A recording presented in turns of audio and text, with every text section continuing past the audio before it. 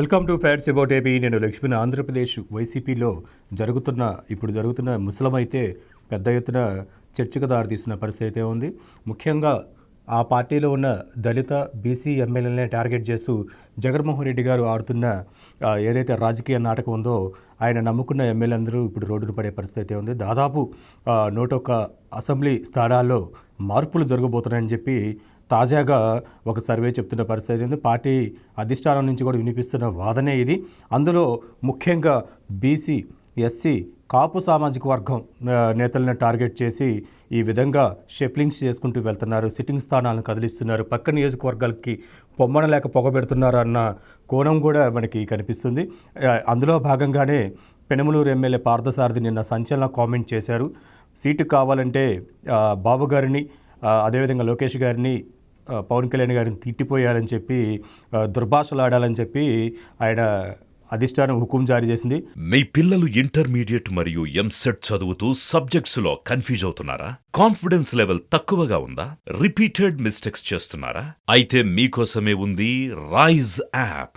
1 lakh question bank, performance analysis, online classes by experts, ఇంకా మరెన్నో features తో మీ ముందుకొచ్చింది రైజ్ ద పర్ఫెక్ట్ గైడ్.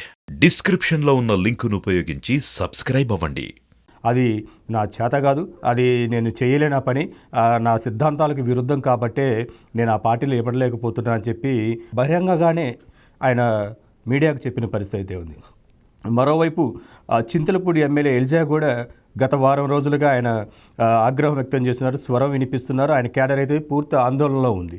అక్కడ చింతలపూడిలో దాదాపు 50 మంది సర్పంచులు ఎలిజాకి ఏదన్నా రాజకీయంగా అన్యాయం జరిగితే ఊరుకునే ప్రసక్తి లేదని చెప్పి వాళ్ళు క్యాడరు అధిష్టానానికి మెసేజ్ ఇప్పటికే చేరవేసిన పరిస్థితి. దాదాపు 80% ఎలిజా గారికి క్యాడరు అండగా ఉంది. అదేవిధంగా సర్పంచులు కూడా పూర్తిగా ఆయనకే ఇవ్వాలి టికెటు, లేకుంటే రాజీనామాలకైనా సిద్ధంగా ఉన్నామని చెప్పి ఇప్పటికే మెసేజ్ని అయితే అధిష్టానానికి పంపిన పరిస్థితి అయితే ఉంది. అదేవిధంగా శ్రీకాకుళం నుంచి చూసుకుంటే చిత్తూరు వరకు కూడా ఎవరైతే ఎస్సీ, బీసీ, కాపు సామాజిక వర్గం ఎమ్మెల్యేలు ఉన్నారో వారినే టార్గెట్ చేస్తూ జగన్మోహన్ రెడ్డి గారు రాజకీయాలు చేస్తున్నారు.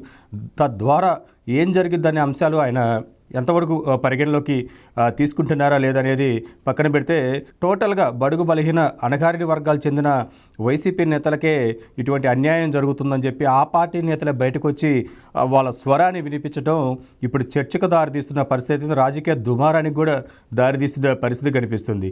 అంటే సీటు కావాలంటే 40 కోట్లు డిపాజిట్ చేయండి, ఎంపీ స్థానానికైతే 120 కోట్లు డిపాజిట్ చేయండి, అదేవిధంగా సీటు ఇస్తే, ఎమ్మెల్యే సీటు ఇస్తే ఖచ్చితంగా తెలుగుదేశం పార్టీ అధినేత చంద్రబాబు నాయుడిని, లోకేష్ని, పవన్ కళ్యాణ్ గారిని తిట్టాలి, దుర్భాషలాడాలి, మేము ఏది రాసిస్తే అది పిన్ టు పిన్ చదివి వాళ్ళు తిట్టిపోయాలని చెప్పే ఒక మెసేజ్ని అయితే ఇవ్వటం ఇప్పుడు ఆ పార్టీలో కలవరానికి కలతకు గురి చేస్తున్న పరిస్థితి. అయితే ఇటువంటి రాజకీయాలు గతంలో ఎన్నడూ చూడలేదు. మేము జగన్మోహన్ రెడ్డి కన్నా సీనియర్స్గా మేము ఎప్పటి నుంచో రాజకీయాలుగా ఉన్నాం, 40 ఏళ్ళ నుంచి రాజకీయాలు చూస్తున్నాం. ఇటువంటి హుకుం జారీ చేయటాలు, ఈ విధంగా కండిషన్స్ పెట్టడాలు గతంలో ఎన్నడూ చూడలేదని చెప్పి సీనియర్స్ నేతలైతే జగన్మోహన్ రెడ్డి గారిని, ఆయన పార్టీని వీడి బయటకు వచ్చేసి రాజీనామాలు చేసి వేరే పార్టీల వైపు చూస్తున్న పరిస్థితి కూడా కనిపిస్తుంది.